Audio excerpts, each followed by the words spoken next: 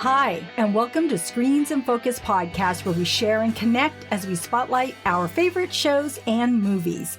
I'm Diana, and today we're talking about Fear the Walking Dead Season 7, Episode 3, along with The Walking Dead World Beyond, and our recommendations on Dopesick, Finch, Black Widow, Lore, and Among the Stars. Debbie is back to join me in our discussion today. How are you, Debbie?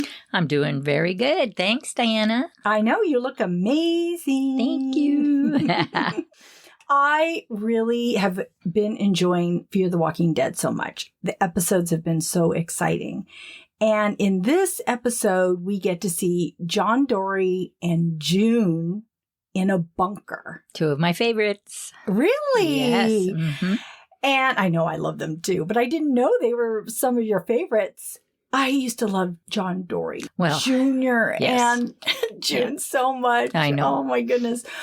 Anyways. His dad's second best. I know. That's true.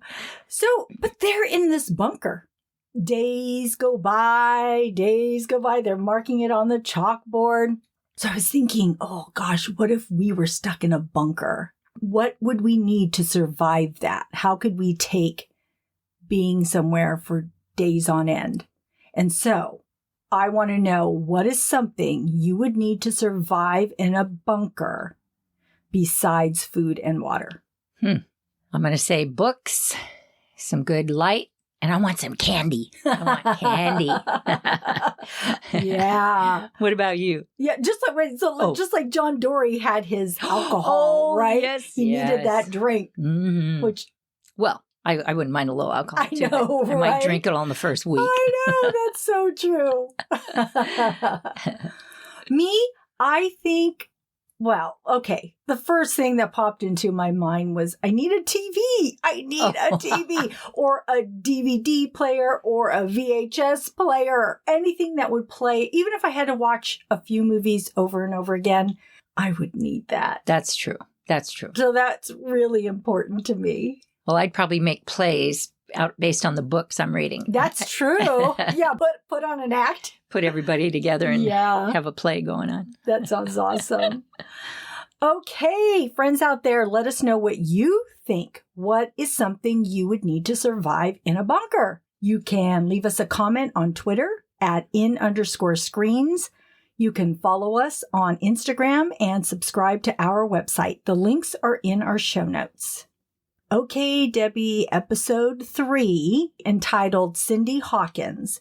In this episode, we get to see June and John Dorie Sr. and how they've been living since the nukes went off. I have to say, it didn't look as bad as some of the others in the group. Yes, they're down in the bunker, counting days, and while that can be very claustrophobic, they do have food, electricity, beds, ammo. But John Dorie Sr. is haunted by a broken promise, and June is haunted by the unknown without her husband. Mm-hmm.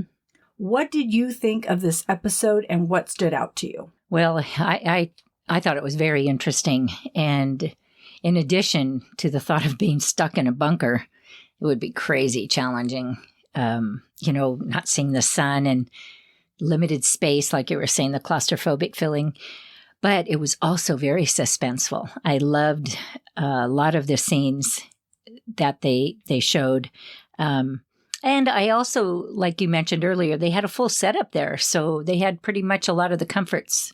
And I liked that they were counting the days, because it kind of gave us a time frame to deal with. Yeah. Since the nukes and the fallout. Yeah. And when June was calibrating on the wall. So yes. That was important to me. It was. I'm just thinking the same thing as you were saying. It was so important. It just helps us to know where they're at. Yeah. And how long it's been. I just love that. Yeah. That was a great idea. Yeah. And, you had said it was really, I don't know if you used the word suspenseful or thrilling, but that just goes to show you the direction and also the actor's ability. Oh, yeah. They're both great actors. So I think that, do you know what? I was on Instagram, started following Jenna Elfman, and she had posted something about this episode, and I had sent something that said, I love this episode. You and Keith Carradine have such great chemistry. I love you guys. And she liked it. No, she didn't actually respond, but she liked it. Oh, that is awesome. I'm like, yeah, she read it, not somebody else. Well, at least I think it was her. I really do think it was her. She seems to post a lot and she seems to have a lot of stories. Oh, I'm going to have to follow her too. Yeah, you should. I just started and I'm like, hey, this is great. I love seeing what she posts. That's super cool. Mm-hmm. So I really enjoyed seeing John Dorie Sr. in the storyline. Mm-hmm. Like I had said, Keith Carradine is so good at playing this police detective who is haunted by a promise he didn't fulfill. He promised Cindy Hawkins' mother that he would bring her baby home. And Cindy was a victim of Teddy, that crazy serial killer that set off the nukes, and that John Dorie Sr. imprisoned with false evidence to stop the killing spree. So in this episode, they find the torture chamber and it reveals what a sicko Teddy was. It was very sadistic. He had huge jugs of embalming fluid to embalm his victims, and he had 23 of them. Yeah, it was pretty nasty. I didn't realize what a sicko he really was. I didn't either. Yeah. I felt like this episode really highlighted that and everything he had done. And to see, it looked like there was old blood on the tables. It was super creepy. Yes. Yeah. Oh my and gosh. it added more to the suspense and the dynamics of how spooky and icky it was down there. Yes, it did. I'd want to get the heck out of there then. I know, which is what June wanted to do. Yeah. Also, I was afraid for John Dorie Sr. in a few instances when he went above ground in that made-up hazmat suit and we saw his eyes and then just his view. And I kept thinking it's foggy and he had those visions of the victims, but instead they were really walkers walking toward him. Also, that opening, when they went to bed, they just left it like that. And I kept thinking, aren't you going to, this was before she boarded it up, but when they would just go to bed and he would look over at it, I'm like, no, anything could get in there. I just could never leave an area exposed like that. Yeah. Especially where I sleep. Oh, yeah. Yeah. So I don't know. What else stood out to you in this episode? Well, you kind of said the view from his eyes. I really loved the cinematography of his view. And it was just great filming. And he was such a great actor. And it really made it real suspenseful. And you would keep saying that word, but it is. It's true. Yeah. It was. Yeah. I agree with you. But so the other thing, it was kind of fun. It reminded me of Groundhog's Day where they played the Mamas and the Papas song over and over again, which I love the Mamas and the Papas. And then they kept toasting. It reminded me of Boomerang on the phone. But it just kind of showed the playfulness between the two of them and the dynamics that they both have. And I just love both of them acting together as well. So yeah. Yeah, it's true about the Groundhog's Day theme because I think they wanted us to know how long they were there and what they were doing and how they occupied their time. Yes. I actually really liked seeing that. There was something about it that I just really liked it. Mm-hmm. And I love that song too, Debbie. And the moment it began, I thought, oh no, please don't ruin this song for me. I love California Dreamin'. It is a song that totally moves me. I don't want it tarnished. I was full on singing it when it was playing and not sure if my husband liked it, but I sang it. I was like singing it out loud. I had to play the part over again because I was too busy singing the song and not really paying attention. Come on, sing a verse. No. I don't want to hurt our listeners' ears any more than I already am. But I just love that song. So it's so good. Yeah. No, I wanted to add when it was written, they were in New York City on a really cold day. Oh, and they were. Is that right? Yes. And they were Dreaming of California. Dreaming of LA, Los Angeles, California, as they sang that song. That's awesome. Wrote that song. Nice little tidbit. Yeah. So one more thing. I have a question. Where did they go to the bathroom? And where did they dispose of the stuff? I thought the same thing, Debbie. So our minds were on the same. I always kind of go to the left field on some of this. But and then I'm thinking, all right, we need vitamin D to stay healthy. And I'm so glad they're healthy. But my mind always goes to that. So, and then while they were down there, I'm kind of confused. Maybe you can help me out on this.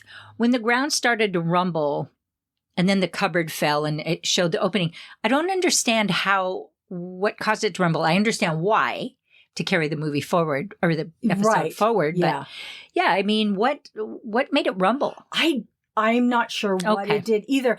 Afterwards, I thought it was the people up there. Well, I was thinking that too. But then sometimes it happened at night, right? Yeah. So was it the earth settling because of the fallout? Because, I don't know. Yeah. I don't really know the specifics on that. I thought maybe I missed something, but anyway, it still added to the suspense. And I guess when he was lying in bed and looking up and the dirt was falling through, maybe that was just a precursor to the larger move of the earth and then exposing the real torture chamber. Right.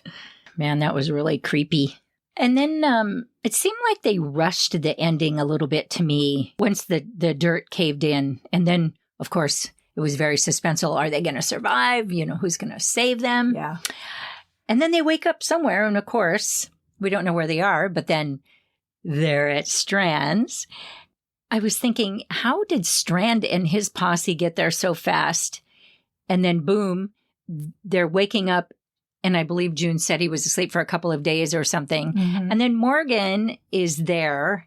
So it was like a time lapse or something. It wasn't very cohesive. It was just a little bit fast and confusing to me. I don't know. What do you think? Well, it's interesting because I didn't think about it at the time how John Dorie Sr. was out for a couple of days. And you're right. Yeah. And Morgan just gets there. So thank you, Debbie, for pointing that out. That's kind of cool to think about that. But And if they were buried in their dirt, they would have been dead by the time Morgan got there. If you think about that. Well, for Morgan, for Morgan, thank goodness that Strand did hear over the radio about them. And of course, he gets there quicker because he has a whole posse with them. So that is why Strand got there so early and was able to get them out. Okay. But Morgan's out there by himself in his car that he built in less than 6 hours. But I love that John tells Strand, what makes you think I'm going to stay with you after what you did to Morgan? Oh, yes, yes. And I was also surprised that June seemed all right with staying there. She seemed like she was like, okay, no reservations, which I thought was odd. Yeah. Also, the conversation between Strand and Morgan intensifies as Strand says he'll rebuild the world with the ones he sees fit. And Morgan says, I hope you do. You should help people. But if you harm anyone I care about, I swear to God, I will do to you what you tried to do to me in the sub. Victor says, bring it. Yeah, it's crazy. It was really cool listening to their back and forth. But, Strand is enjoying his view and luxuries, and we'll see where everyone ends up. But you can't trust Victor. And Morgan has survived so much more. He's seen so much of the world. He's faced so many more obstacles and enemies. So I don't know. I would always be sticking with Morgan, no matter luxury or no luxury. I'm there. Yes. That's me too. Yeah. Sticking with Morgan every time. Okay, Debbie, do you have any other tidbits or thoughts? Just to go back again about Teddy, I guess I had not realized what a freakazoid he was, as that serial killer. I don't recall them ever really going into detail, but under the bunker and the scene, and then the Cindy Hawkins woman who actually played that part really well. She did. Also. Mm-hmm. It just reminded me of what a creep he was. And I really liked the scenes with John's vision of seeing this woman. Mm-hmm. And then, touching on back to John too, if he was drinking that much, I don't see how he would not have been sloppy drunk. And June noticed as a nurse that he was suffering the DTs. So I thought, well, they're kind of rolling right through that, but he had to have the DTs so he could have the visions. But I just thought it was a little bit far-fetched, but it did add interest and gave him a reason, or it gave the criteria for him seeing the visions of the woman, Cindy Hawkins. Yeah, so overall, I really liked the acting and I liked the show. Yeah, I thought Cindy Hawkins was so convincing, and I really hated it because she was so forceful. I thought she's going to convince him he's going to do the wrong thing. Yes. Because she kept saying, she doesn't need you. I need you. You need to help me. She'll survive. She'll be here when you get back. I'm like, no, John, she's alive and she's not. Don't listen to her. You have to help your daughter-in-law. And when they were showing in the beginning all the things that they were doing, I thought it was so interesting that they had the life board game. Oh, yeah. I had that as a kid. I used to love that game. Me too. It was one of my favorite board games to play. Oh, my goodness. When John was doing all these things in the middle of the night, June didn't hear him. And he even goes over to her and he's all, June. June. And she just ruffles her blankets. I'm like, come on, you're in an apocalypse. Yeah. This is not just in a regular bed in just a regular non-apocalyptic world. I could not believe that she did not wake up to him falling off the ladder when he did, digging through that place when he did, just all the things. I thought, come on, June, you must be drinking and you're out. Something. I thought the same. And also when she injected him just like that, like she had that already prepared, and would she have it in her back pocket because he doesn't listen to her. She just like, I mean, that felt a little didn't crazy. Work, though. It didn't work. Yeah, that's true. Well, actually, why didn't it work now that I think about it? Yeah, I think I recall him. He grabbed it out real quick or something. Oh, okay. It was kind of an awkward scene, actually. Yeah. And then Strand, him in his outfit and his sword and his gun. He's got everything at the very end. He's just, like you had said, he's just flamboyant. Oh, yeah, he's over the top. With all these things. Like he went into some theatrical closet. Yes, exactly, Debbie. That's exactly what he did. He's all, I want to wear this and this and this and this. I'm putting it all on and I'm going to go out there and be me. He's like a toddler putting on a Halloween costume. Yes. Oh, and then John Dorie says, it's not too late. It's never too late. He said that several times. And of course, that is what John Dorie Jr. said as his last words in the water, because that was something his dad always said. And so I thought that was, I like that they put that into this episode. And then who are those guys at the end? Those three people? Yeah, trying to get in there. Yeah. Who are they? That's right. Yeah. And why does everybody want to kill each other? I just... They just want stuff, want everybody's stuff. Okay, Debbie, we are at our segment and the award goes to. So I would like to know, what is your favorite quote? Do you have a favorite character or moment in this episode? Well, I don't know why this scene affected me, but I really liked it. It was when John was above the ground and the walker was, in his vision, Cindy Hawkins, and she's coming closer and closer. And all of a sudden we hear a shot and the walker goes down and June pops up out of the ground all dressed up. And John's like, what the heck? And I just loved that scene. She just pops up. John's up there and in this vision and she saves the day. And what are you doing up here? Yeah. And it was suspenseful, but kind of hilarious too. That actually reminded me also when she is down on the trap down under and that guy goes down there. Oh, yeah. That was a good scene. And he's just about to get to her. And the same thing happens. Yes. John Dorie Sr. shoots him. Oh, yes, yes, yes. So it was kind of the same thing. So they both popped in right at the perfect moment. Yeah, good point. So what about you? What was your favorite quote, character, or moment? I really liked when John Dorie Sr. says, "Sorry, June. I'm not the Dorie you thought you'd be spending your days with." Oh, yes, yes. And June says, "I'm happy where I am. I hope you feel the same." And he says he's lived alone for decades. This ain't so bad. I really, really love their relationship. Yeah, me too. But you love it too. So I think probably a lot of people love it. Yeah. So I just, here we lost John Dorie Jr. And I thought, oh my God. I loved him. I did too. I loved him too. Not as much as Rick on The Walking Dead. No, but he was just right up there. I did. Yeah. I he loved was just him so too. Sweet. Yes. Yeah. And so, we don't want to go there, but when he died, I was just devastated. I had no idea. Me too. I was like, I was no. So I am really enjoying this relationship a lot. Mm-hmm. And so, so it's really great. Oh, this episode was good. I liked it. Yes. Oh, okay. Well, that wraps it up for Fear the Walking Dead. Let's move on to The Walking Dead World Beyond, Season 2, Episode 5, entitled Quatre Voix. Quatre Voix. Oh, Quatre Voix. I had to look it up. What does it mean? Well, in the dictionary, it said it means a crossroads, a critical decision or turning point in one's life. That happens a lot on The Walking Dead universe, Yeah. Sometimes they come up with these names. I'm like, what is that? I got to look it up. So I'm glad you did. I had no idea.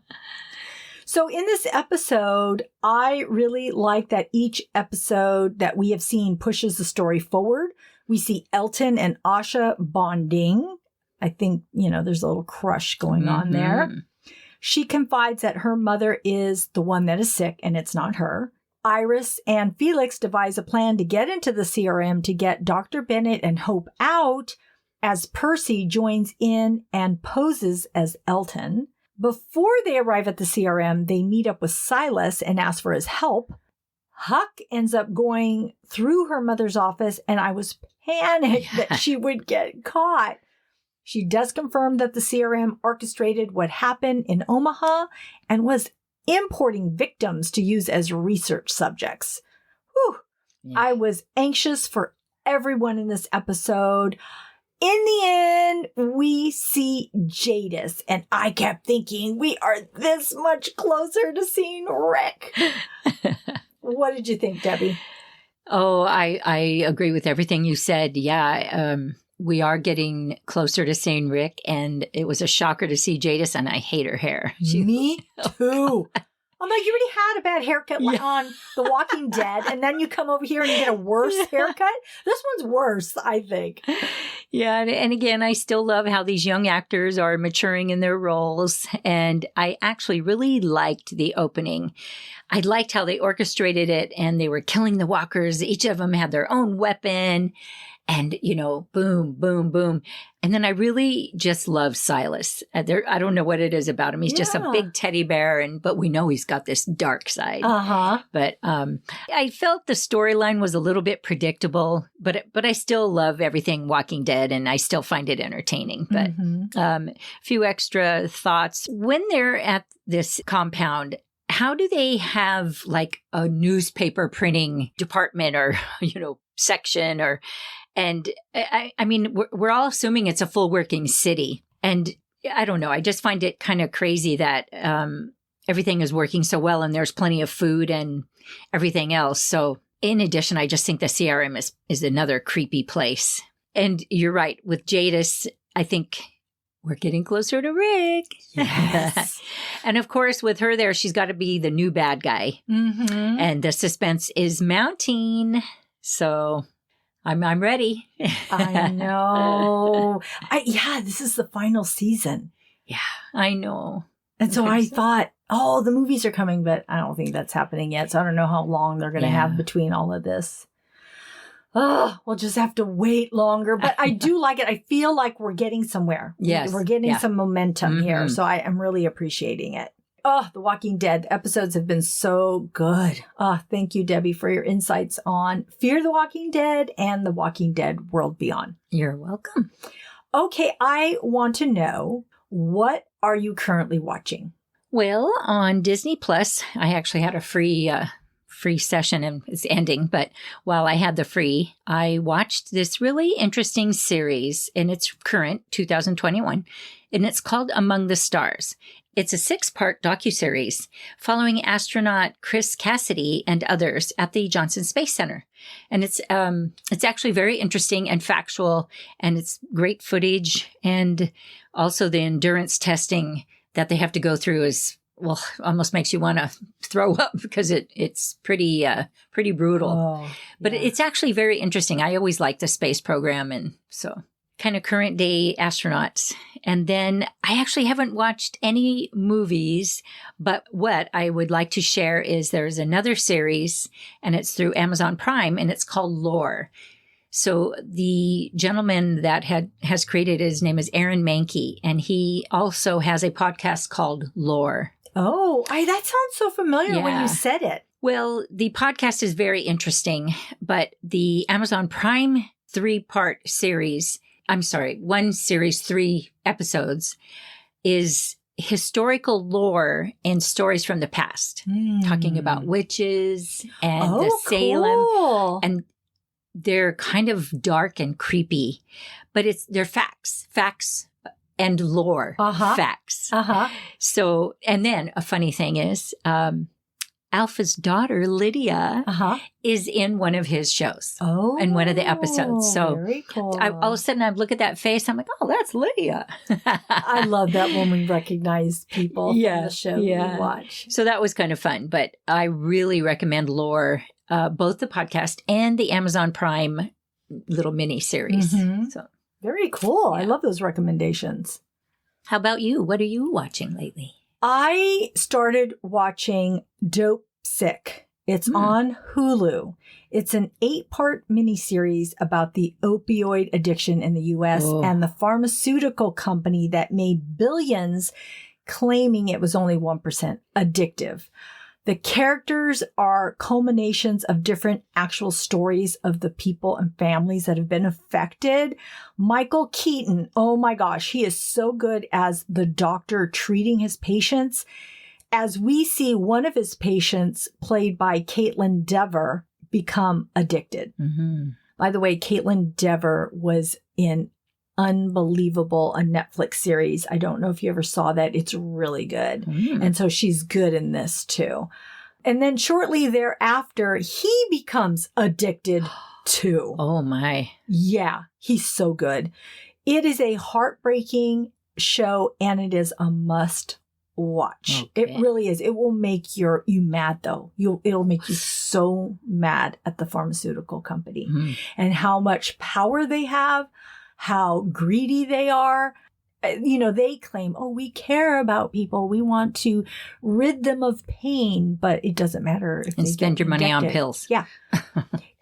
I don't know if this number's accurate, but they were saying like 500,000 people have died from opioid addiction. And you could see lines of people at the pharmacy, and people were robbing people that would come out of like a medical center that you knew that they went to get it. People would rob them. Oh my gosh. It was horrible. It really is. And it's real really, eye-opening. Huh? Yes. Extremely eye-opening. You know, it's funny. I thought there was only 6 episodes. So I watched the 6th episode thinking it was the end. And I thought, oh, that ended abruptly. But yeah, I thought it was leaving you like to think about what happened to everybody. And then I saw, episode 7 is being, I'm like, 7? So I had to look it up. It's like, it's 8 episodes. So right now I've seen 6 of the 8. So, but it's really good. And Rosario Dawson and William Poulter are also in this, and they're very good in it. Also, Philippa Sue, she is in Hamilton. Oh my God, she plays such her role, oh my goodness, you do not like her in this role. All she is about money. She's one of the salespeople. And I'm like, I don't like that girl. And then I found out who she was. I'm like, oh my God, Philippa Sue in Hamilton. Oh my gosh. So it's a really good watch. I also just watched Finch on Apple TV, and it's a post-apocalyptic science fiction drama with Tom Hanks, who I love. He's a survivor of a solar flare that destroyed the ozone layer. And it's like 10 years later, and it made the world basically inhabitable. Mm-hmm. And so he's an inventor who lives with his beloved dog, Goodyear, and Dewey, a motorized sidekick. But he creates this robot, but its data has only been uploaded to 75% before he has to leave the premises due to a massive, huge weather storm coming their way that will trap them for 40 days. Oh.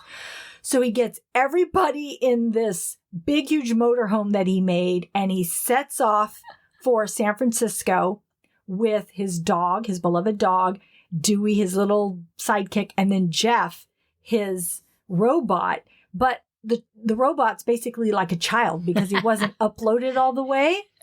And this robot learns about love and friendship and humanity. And I have to tell you, I was like totally moved by it. I had no idea. I'm like, dude, I really love Tom Hanks. Do I really want to watch this? I'm so glad I watched it. Oh, I can't wait to watch it. Yeah, it was heart-wrenching. Oh, don't tell me anymore. I'm not. It was good. It was a very good film.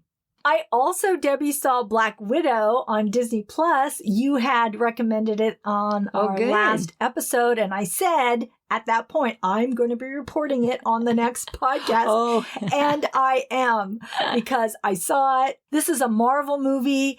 I loved it. Scarlett Johansson was so good as Natasha Romanoff. We see her backstory and how she became a spy and the relationships she had prior to becoming an Avenger. I really love seeing her relationship with her sister Belova, played by Florence Pugh. It's interesting because it sets up that we will probably see Belova again in future Marvel films. I thought it had great action scenes in it. And so I loved it too. So, hey, that's 2 thumbs up. Debbie's thumb and my thumb. So check it out, Disney Plus. Debbie, thank you so much for your time and this conversation. I appreciate you. Thanks. Well, that's our show. Thanks for tuning in. We are grateful you tuned in, and we hope something we said today resonated with you and gave you a chuckle, some happiness, some positivity, or inspiration. Please subscribe to our website and follow Screens in Focus and tell a friend. We would love more members of our TV club. You can rate and review the podcast on Apple, Stitcher, or wherever you get your podcasts. This will help other listeners find us. We'll be uploading new episodes in a couple of weeks. Next show will be on Fear the Walking Dead, Season 7, Episodes 5 and 6. You can find our website listed in our show notes. We'll see you next time. Bye. Bye.